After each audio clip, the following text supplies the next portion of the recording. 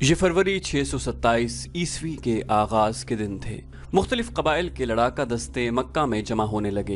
इन कबाइल में सबसे ज्यादा फौज गुतफान की थी। उसकी तादाद 3000 थी। 700 आदमी बनु सलीम के थे। बनु असद ने भी खासी फौज भेजी थी, जिसका सालार तुलैहा बिन खुलेद था। कुरैश की अपनी फौज की तादाद 4000 प्यादा और 300 घुड़सवार और 1500 शुतर सवार थी। इस पूरे लश्कर की तादाद जो मदीना पर फौजकशी के लिए जा रही थी कुल 10,000 थी। इसकी कमान अबू सुफियान के हाथ में थी। अबू सुफियान ने इस मुतहिदा फौज को जमियतुल कबाइल कहा था।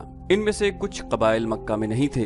उन्होंने इत्तला दी थी कि जब लश्कर मक्का से रवाना होगा तो वो अपनी अपनी बस्तियों से कूच कर जाएंगे और रास्ते में लश्कर से मिल जाएंगे। खालिद को आज वो वक्त याद आ रहा था जब उसने मक्का से कूच किया था। लश्कर का तीसरा हिस्सा उनकी कमान में था। उसने एक टेकरी पर घोड़ा चढ़ाकर वहां से इस तमाम लश्कर को देखा था। उसे लश्कर के दोनों सिरे नजर नहीं आ रहे थे। दफ और नफरियां और शहनाइयां और लश्कर की मुतरन्नम आवाज जो एक ही आवाज लगती थी खालिद के खून को गरमा रही थी। उसने गर्दन तान कर अपने आप से कहा था कि मुसलमान पिस कर रह जाएंगे। इस्लाम के जर्रे अरब की रेत में मिलकर हमेशा के लिए फना हो जाएंगे। ये उसका अज़्म था। ये लश्कर 24 फरवरी 627 ईस्वी बमुताबिक यकम शवाल हिजरी मदीना के करीब पहुंचा। कुरैश ने अपना पड़ाव उस जगह डाला जहां उहुद की लड़ाई के लिए खैमजन हुए थे। वहां दो नदियां आकर मिलती थीं। दूसरे तमाम कबाइल उहुद की पहाड़ी के मशरिक की तरफ खैमजन हुए। कुरैश ने ये मालूम करने के लिए कि मदीना के लोगों को कुरैश की लश्कर की आमद की इत्तला मिली है या नहीं, दो जासूस ताजरों के भेस में मदीना भेजे। अबू सुफियान और उसके तमाम नायब सालारों की ख्वाहिश और कोशिश ये थी कि मदीना वालों पर बेखबरी में हमला किया जाए। लेकिन दूसरे ही दिन कुरैश का एक जासूस जो यहूदी था मदीना से आया। उसने अबू सुफियान को बताया कि मुसलमानों को हमला आवर लश्कर की आमद की इत्तला मिल चुकी है। मुसलमानों में खौफ व हरास फैल गया था। इस यहूदी जासूस ने बताया कि सारे शहर पर खौफ तारी हो गया था, लेकिन मोहम्मद और उसके करीबी हल्के के आदमियों की ललकार पर मुसलमानों के दिल मजबूत हो गए। गली कूचों में ऐसे ऐलान होने लगे जिनसे तमाम शहर का जज्बा और हौसला ऊद कर आया और मुसलमान लड़ाई के लिए एक जगह इकट्ठे होने लगे। मेरे ख्याल में उनकी तादाद 3000 से ज्यादा नहीं होगी। मौरख लिखते हैं कि मुसलमानों की तादाद 3000 से ज्यादा न थी। उन्हें इत्तला मिल चुकी थी कि मदीना पर हमले के लिए जो लश्कर आया है उसकी तादाद 10,000 है, जिसमें सैकड़ों घुड़सवार और शुतर सवार भी हैं। उस वक्त तक अरब की सरजमीन में किसी लड़ाई में इतना बड़ा लश्कर नहीं देखा गया था। तादाद को देखा जाता और फन्ने हर्ब ज़र्ब के पैमाने से दोनों अतराफ को नापा तोला जाता तो मुसलमानों को लड़े बगैर हथियार डाल देने चाहिए थे, या वो रात की तारीकी में मदीना से निकल जाते और किसी और बस्ती में अपना ठिकाना बनाते। कोई सोच भी नहीं सकता था कि 3000 मुसलमान 10,000 के लश्कर का मुकाबला जरा सी देर के लिए भी कर सकेंगे। 10,000 लश्कर निहायत आसानी से मदीना की ईंट से ईंट बजा सकता था, लेकिन ये हक और बातिल की टक्कर थी। ये अल्लाह के आगे सजदे करने वालों और बुत परस्तों का तसादुम था। खुदा को हक का साथ देना था।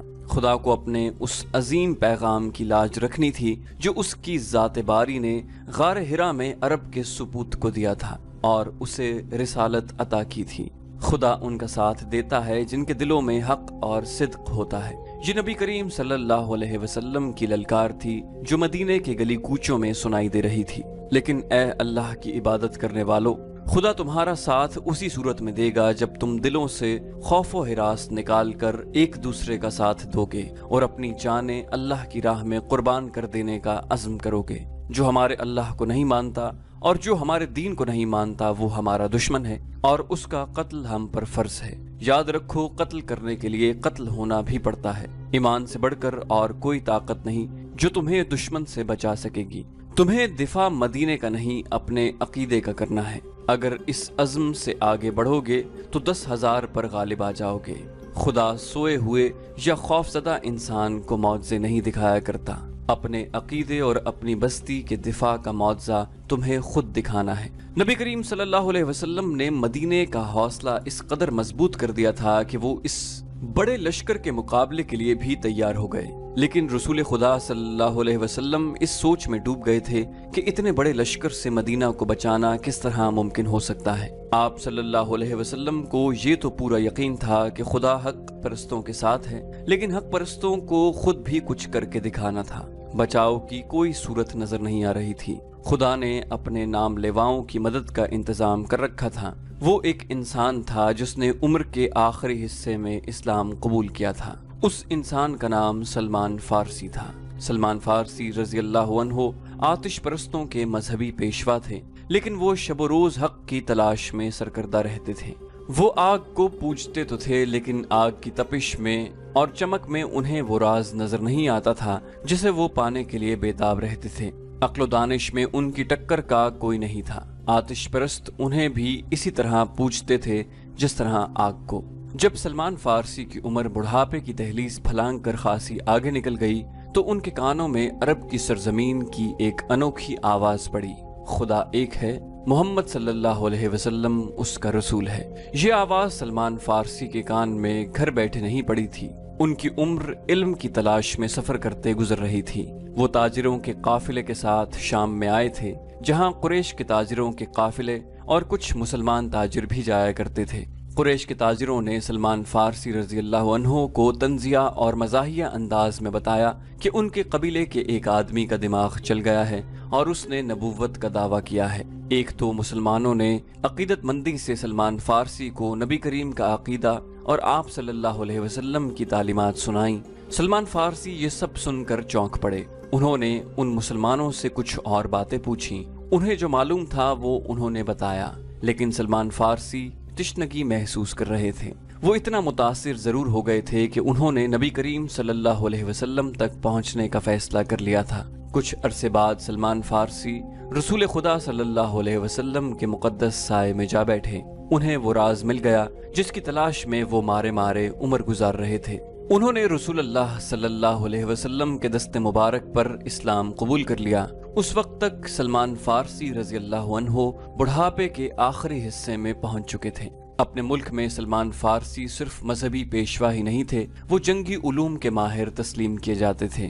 اس دور کے مذہبی پیشوا بھی جنگ و جدل اور سپاہ گری کے ماہر ہوتے تھے۔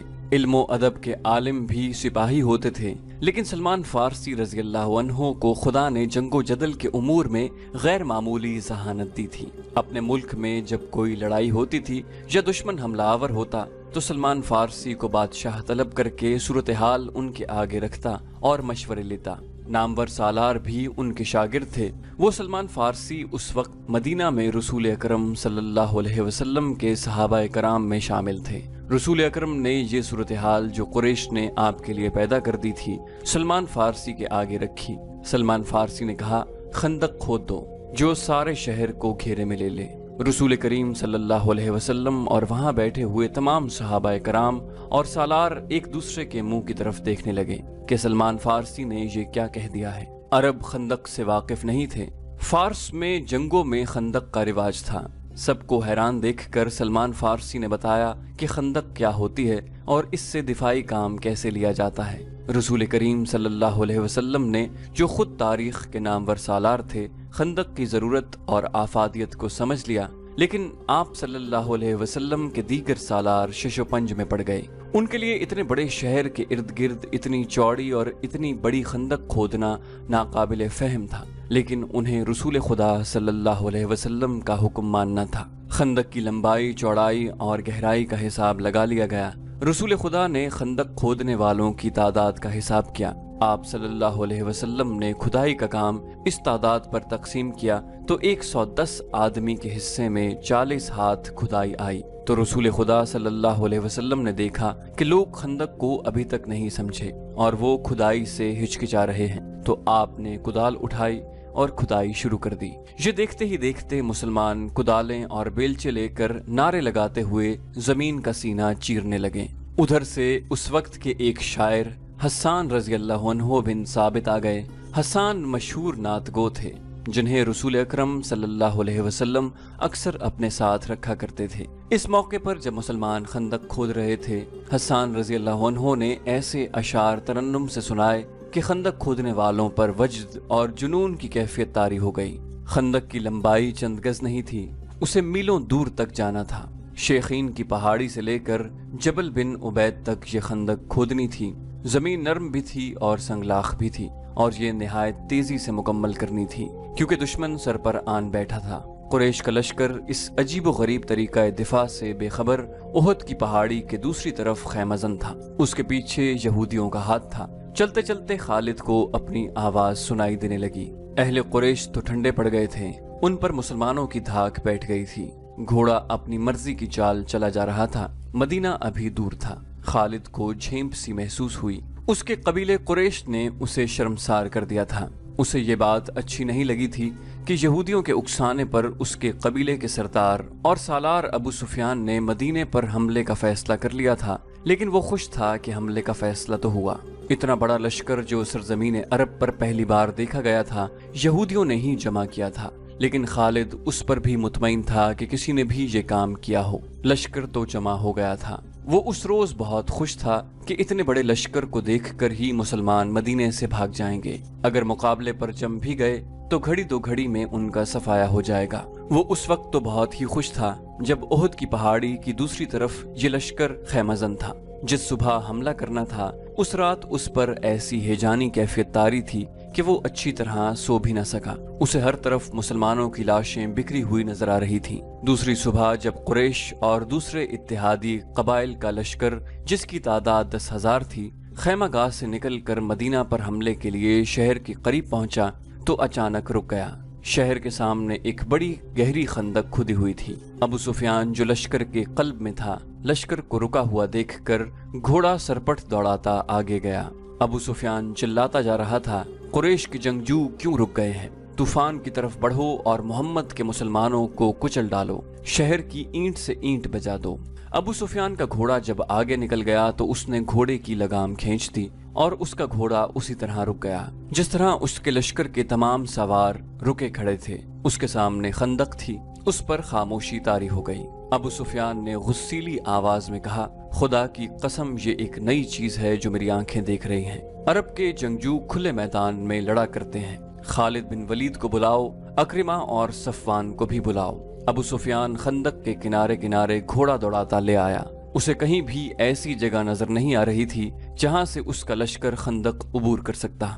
यह खंदक शेखीन की पहाड़ी से लेकर जबले बनी उबैद के ऊपर से पीछे तक चली गई थी। मदीना के मशरिक में शेखीन और लावा की पहाड़ियां थीं। ये मदीना का कुदरती दिफा था। अबू सुफियान दूर तक चला गया। उसने देखा कि खंदक के पार मुसलमान इस अंदाज से घूम फिर रहे हैं जैसे पहरा दे रहे हों। उसने घोड़ा पीछे मोड़ा और अपने लश्कर की तरफ चल पड़ा। 3 घोड़े उसकी तरफ सरपट दौड़े आ रहे थे जो उसके करीब आकर रुक गए। वो खालिद, अक्रिमा और सफवान के घोड़े थे। अबू सुफियान ने उन तीनों से कहा, क्या तुम देख नहीं रहे कि मुसलमान कितने बुज़दिल हैं? क्या तुम कभी अपने रास्ते में रुकावट खड़ी करके या रुकावट खोद कर अपने दुश्मन से लड़े हो? खालिद पर खामोशी तारी हो गई थी। आज मदीना की तरफ जाते हुए उसे याद आ रहा था कि वो इस ख्याल से चुप नहीं हो गया था कि अबू सुफियान ने मुसलमानों को बुज़दिल जो कहा था वो ठीक कहा था, बल्कि खामोश रहकर वो इस सोच में खो गया था कि ये खंदक बुज़दिली नहीं, दानिशमंदी की अलामत थी। जिस किसी ने शहर के दिफा के लिए ये तरीका सोचा था वो कोई मामूली अक्ल वाला इंसान नहीं था।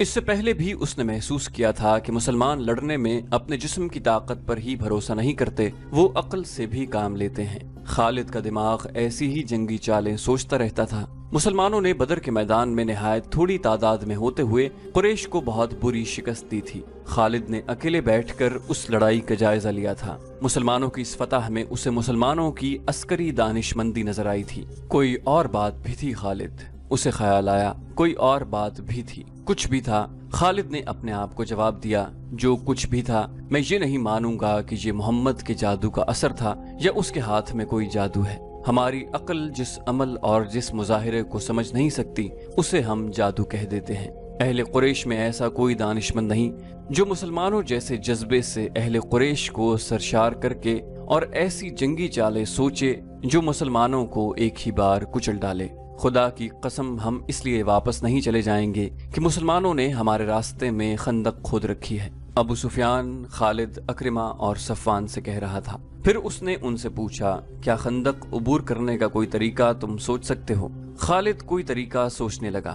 लेकिन उसे ख्याल आया कि अगर उनके लश्कर ने खंदक अबूर कर भी ली तो मुसलमानों को शिकस्त देना आसान न होगा, खा वो कितनी ही थोड़ी तादाद में क्यों न हो। जिन इंसानों ने थोड़े से वक्त में जमीन और चट्टानों का सीना चीर डाला है, इन इंसानों को बड़े से बड़ा लश्कर भी जरा मुश्किल से ही शिकस्त दे सकता है। क्या सोच रहे हो वलीद के बेटे? अबू सुफियान ने खालिद को गहरी सोच में खोए हुए देखकर कहा, हमारे पास सोचने का वक्त नहीं है। मुसलमान ये न समझें कि हम बौखला गए हैं, हम तमाम तर खंदक देख लेना चाहते हैं। अक्रिमा ने कहा, कहीं न कहीं कोई ऐसी जगह होगी जहां से हम खंदक अबूर कर सकेंगे। सफवान ने कहा। खालिद ने खुद एतमादी से कहा, मुहासरा। मुसलमान खंदक खोद कर अंदर बैठ गए हैं, हम मुहासरा करके बाहर बैठे रहेंगे। वो भूख से तंग आकर एक ना एक दिन खुद ही खंदक की इस तरफ आ जाएंगे। अबू सुफियान ने कहा, हाँ, मुझे यही एक तरीका नजर आता है जो मुसलमानों को बाहर आकर लड़ने पर मजबूर कर दे।